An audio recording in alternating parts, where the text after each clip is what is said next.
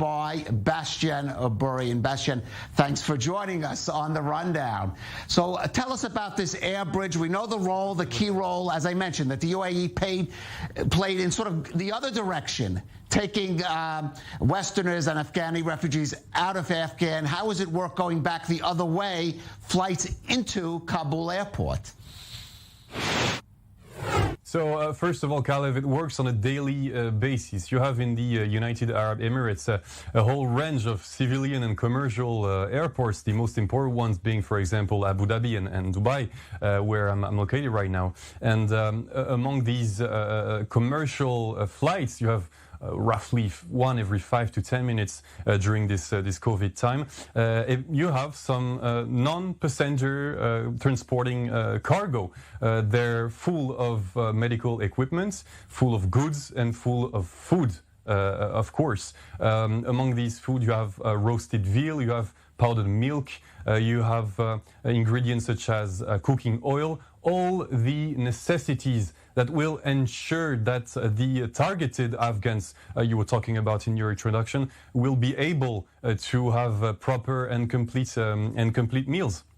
So time of travel from Dubai, Abu Dhabi to Kabul is roughly 2 hours and 30 minutes. So it's a very quick travel, a very quick trip. But once it arrives in the airport of Kabul, it has to go through controls held by the Taliban. I was able to talk today with one of the rare foreign journalists who is situated in Kabul right now, and he's telling me that the Taliban are very afraid. They're scared about the contents of these goods, because these goods come from the UAE, who's very close ally to the US and to the US interests. So these goods arrive at the airport of Kabul, and they arrive in a really empty airport because international connections and international flights are not yet resumed.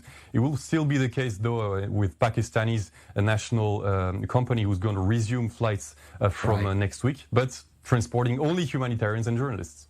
Right. Now, Bastian, it's really intriguing how the Gulf states have really stepped up. We should mention Qatar. Also, Kuwait has been involved in various ways. Negotiations with the Taliban are surging as transit points. Where does the UAE fit within that nexus in the Gulf?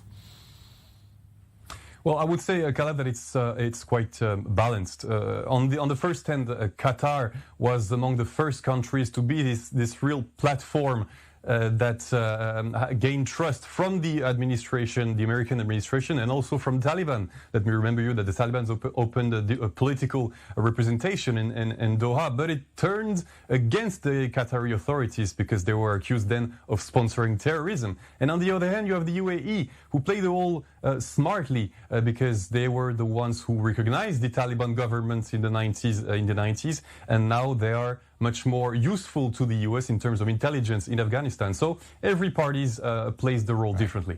All right, Bastian Buri from our new